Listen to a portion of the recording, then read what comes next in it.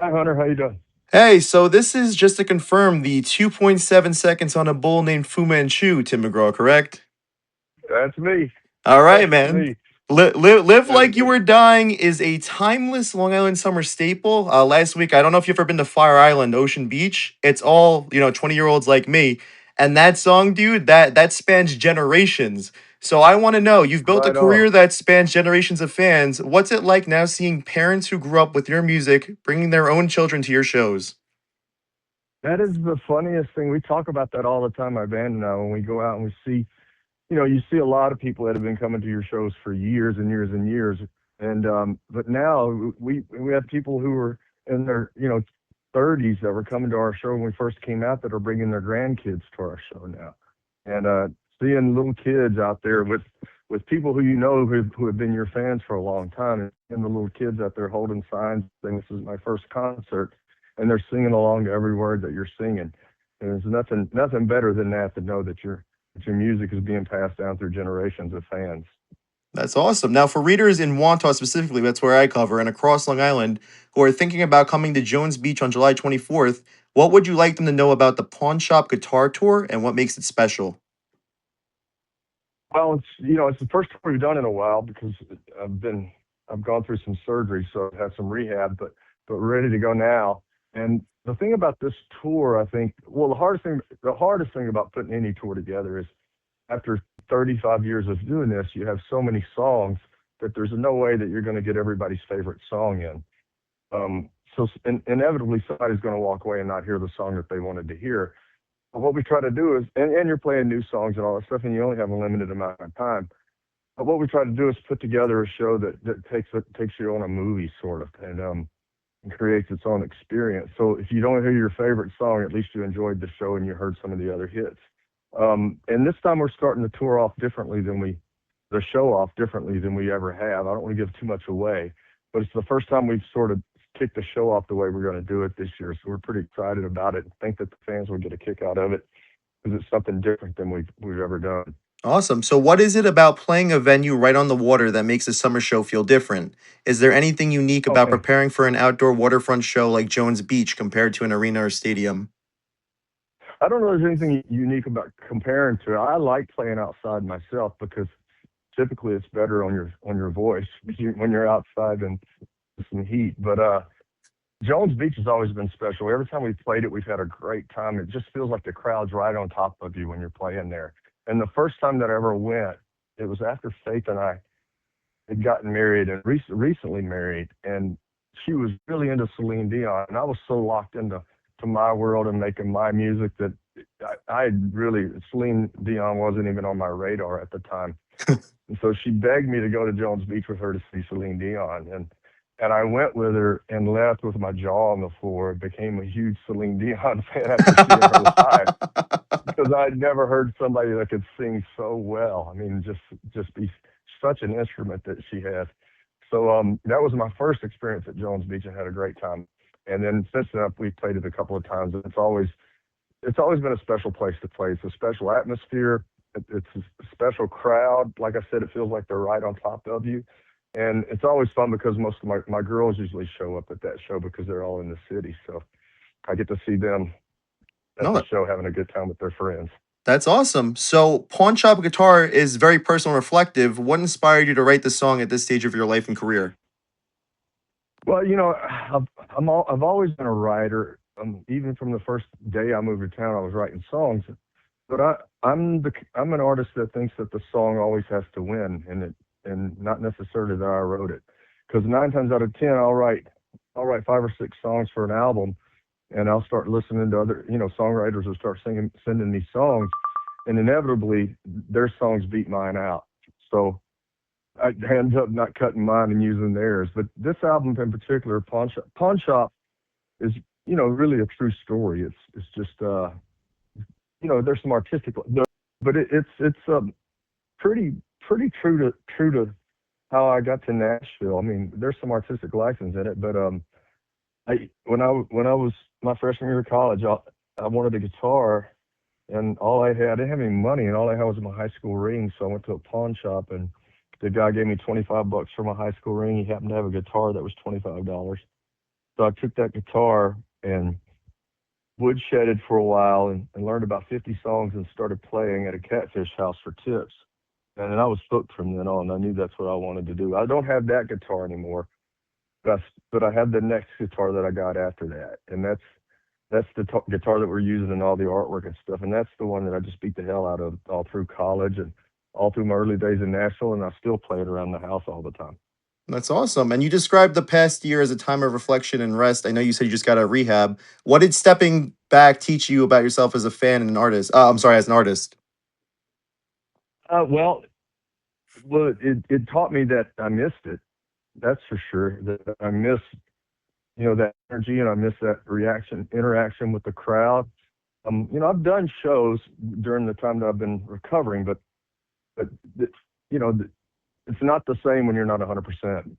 And getting back to 100% now has made me really appreciate the energy and the excitement that comes with doing a show instead of just getting through a show where I was in that position for a little while when I was having such back and knee trouble, and now going out and just enjoying myself again. That's what I'm looking forward to. I love to hear it. So, Song for America arrives as the country approaches its 250th birthday. What story were you hoping to tell through that song? And I got to say, the Bitcoin Jesus, I want that elaborated on because I was listening to that earlier. Tell me about that. Well, Bitcoin Jesus Tom Douglas is one of the writers on that song, and he's a good friend of mine, and we co-write all the time. And I asked him about that because I thought the same thing. And in his explanation, it's sort of the femoral meets the real life sort of thing, and it's sort of in the zeitgeist. So it's just sort of making a combination of it's sort of combining where we're at in our modern world, and I think it combines like the rise in country music right now, the Western culture rise, along with sort of the weird stuff with Bitcoin and cryptocurrency and all No, that no, kind of stuff. And 100%. No, I enjoyed it. It was like a yeah, tour through the country. It's a great song. That one I really like. And I'm taking a quick beat to tell you. I hate to say it. I'm not even a country music fan. Don't shoot me. But there's two songs that get me going, and that's Seven Summers by Morgan Wallen and Live Like You Were Dying. So let me tell you, man, Live Like You Were Dying. That right that on. that song is a crazy song. It's been around for a long time, and that was a special one. That song came from a special place. I found that song, came across that song when my dad was dying of brain cancer, and then he died in January, and within 2 weeks after he passed away, we were in the studio up in Woodstock, New York, at Alaire Studios, and I invited my dad's older brother, my uncle Hank, to come hang out with us at the studio. And then I remember it was about, I don't know, it was about 2 o'clock in the morning one morning. We were cutting music, and we thought maybe it was time to record "Live Like You Were Dying."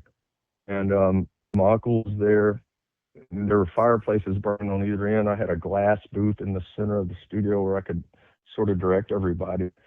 And when we laid that song down, it was a really special moment, especially having my uncle there, and to see him in tears on the couch while we were recording that song really made it special. And what makes it even more special now is when we perform it, I feel like it's not my song. I just feel lucky to be a conduit for it. You look out in the audience and you see people hugging and crying and families hugging and crying when we play that song. And then you realize that that song was important to them in a meaningful time in their life. And sometimes it's hard to get through the song when you look out there and see that, and you think about what they may have gone through that the song meant so much to them about. 100%. This has already been a milestone year with your upcoming induction into the Country Music Hall of Fame. Has that recognition caused you to reflect differently on your journey? I don't know that I've wrapped my head around it yet. It's like, what's that old saying? Any club that would let me in, you have to examine their standards. But no, I mean, look, nobody. I don't think anybody gets into this business thinking you're gonna get into the Hall of Fame one day, and that was something that really just was something that was off of my radar. Just, I just, you know, you just don't think about that. You think about making music. You're thinking about having having a big career. Of course, when you get in this business, it's almost a dichotomy. On one hand, you think you're going to be the biggest star in the world. On the other hand, you think you're never going to make it, and somewhere in between, you're hoping you just survive long enough to make a living.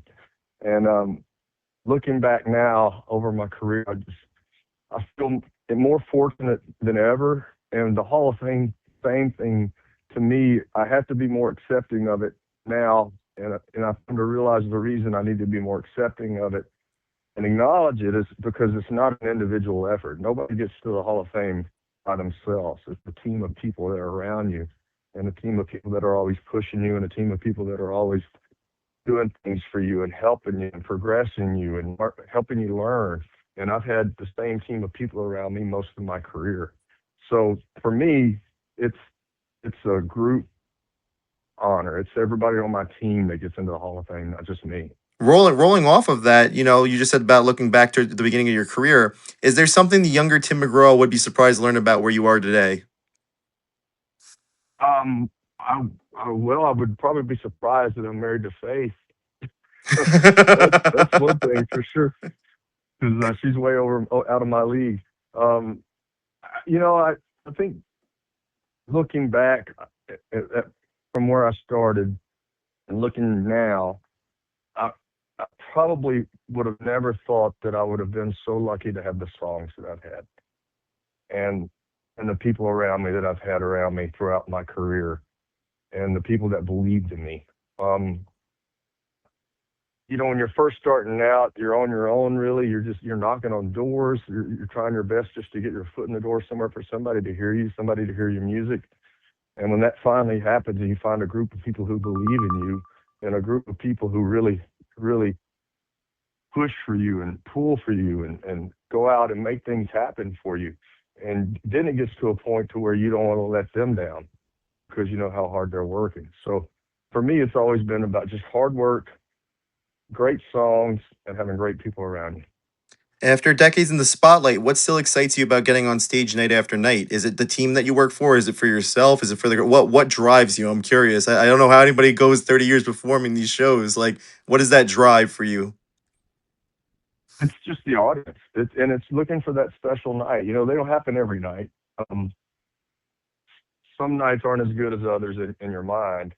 Um, although sometimes you think you did a terrible show and everybody loved it, and sometimes you think you did a great show and people thought you sucked. So that's hard to tell. But it's really the energy that you get from the crowd. I mean, there can be nights where you don't feel well, or you don't quite have the gumption to get out there and go. But as soon as you step out on stage and you feel the energy and you feel the love and the excitement that everybody has, and then you start seeing them enjoying themselves when they're and singing along with your songs, then instantly all that goes away and you're right at home. That's awesome, man. I know you have to go, but I do have a special question from Joyce Caruso, my girlfriend's mother. She said, "What's the secret to a happy marriage?" Like, all my friends and family are these big country guys. I told them I'm interviewing you. They all went crazy, but I took her question because I've seen you post faith on social media and stuff, and I guess what is the secret to a happy marriage? I can never get to ask a celebrity that. Not get divorced. I get I could get, but no, it's like um, it's just it's I think that you don't fall in love with the same person. It's not the same person that you fell in love with throughout your entire relationship. I think you have to keep falling in love with a person as they grow, and you keep falling in love with each other all over again through different stages of your life. And I think too many times when people change and grow, somebody else doesn't, and and it's all too easy to walk out when staying's the best option for us. We've never thought that we would step away from each other. Lovely answer. I know you got to go. Thank you for your You time, got it. man. I really appreciate you speaking to me, and I hope to see you soon. All right, right on. Good talking to you. Take care.